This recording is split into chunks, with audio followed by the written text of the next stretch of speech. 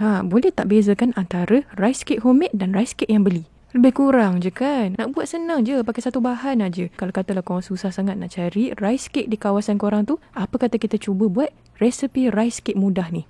Benda pertama sekali yang kita kena ada adalah tepung beras. Lepas tu kita akan masukkan sedikit air panas. Air yang betul-betul panas tau, bukan suam, memang panas. Kemudian kita akan kacaukan dia sehinggalah dia teradun. Kalau nampak dia macam kering sikit, tambahkan sedikit lagi air yang panas tu juga. Pastikan jangan bagi dia terlalu basah ataupun terlalu kering. Dia kena jadi paste macam tu. Nampak Senang cerita, dia melekat elok lah dekat atas sudu korang tu. Alright, so sekarang ni dah ready dah untuk masak. Kita akan steamkan dia selama 20 ke 30 minit. Baik panas tu. Amin nak tunjuk sini. Kalau katalah korang punya adunan tu nampak macam cukup air, tapi sebenarnya dia masih kering kan. Korang akan perasan lepas je korang steam tu, tengok tu dekat dalam tu. Dia sangat kering dan keras. Macam ni pula adalah contoh korang punya adunan tu cun je, elok je. Nampak tu, masak tekan, lembut je dekat dalam. Sekarang ni kita dah ready untuk keluarkan daripada bekas ni dan bentukkan dia. Eli letakkan sedikit minyak dekat atas kita punya permukaan yang kita nak uli ni. Eli pakaikan minyak bijan. Tapi kalau kata korang tak ada, nak pakai minyak biasa pun tak apa. Kurang kalau kata pakai minyak bijan tu, dia wangi lah sikit. Sekarang ni kita akan biarkan dia sejuk sebentar. Tak adalah sejuk sangat, macam suang-suang kuku macam tu lah.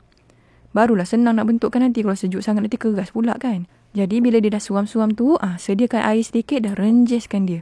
Kita buat macam ni supaya nanti dia senang untuk melekat dan dibentuk. Ulikan dia dan bentukkan dia menjadi satu biji dough macam ni. Dan jangan lupa untuk sediakan air untuk kita bagi dia kurang melekat.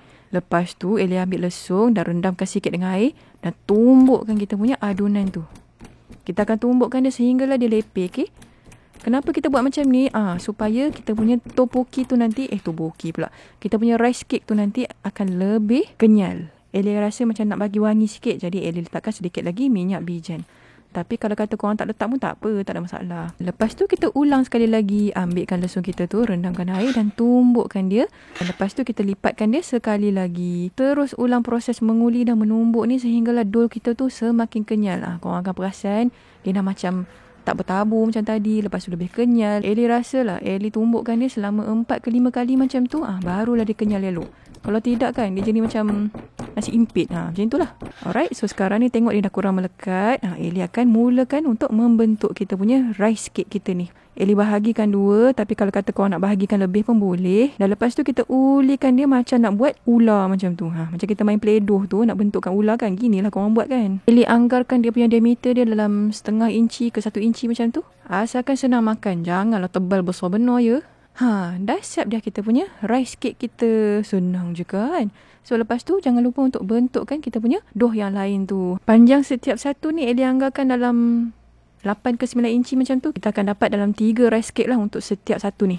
Bila dah siap semua tu, lepas tu kita akan susunkan dia, bagi dia semua sama rata dan potongkan selebihnya supaya nanti senang lah kita nak potong nanti. Tak apa, nanti yang lebih-lebih tu nanti korang akan uli balik dan buatlah macam tadi balik. Sekarang ni kita punya rice cake kita dah pun siap. Jadi apa yang korang boleh buat, korang boleh ambilkan korang punya rice cake tu panjang-panjang macam ni dan simpan terus dekat dalam bekas.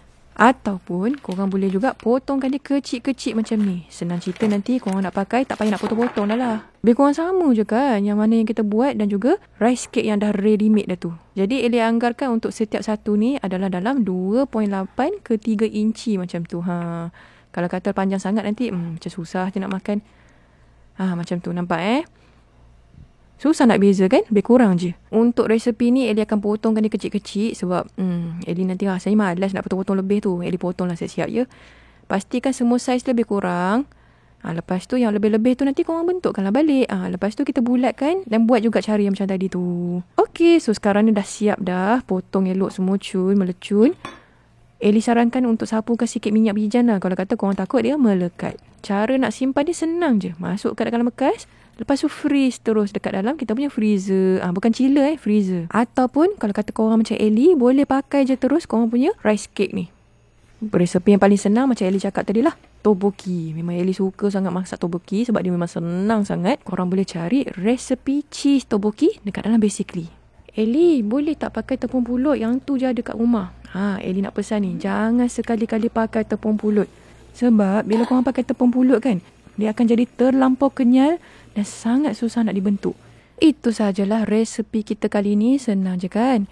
Kalau katalah korang rasa yang macam ni pun renyah, nak buat resepi rice cake yang lagi senang menggunakan rice paper, ada dekat dalam Basically. Yang ini memang sangat senang dan percayalah Ellie cakap, rasa dia lebih kurang sama je. Dan kadang-kadang tu Ellie lagi suka pakai rice paper untuk buat kita punya rice cake ni. Sebab dia lagi kenyal dan tak tahulah. Itu pendapat Ellie lah. Jadi jangan lupa untuk cuba dua-dua resepi, okay?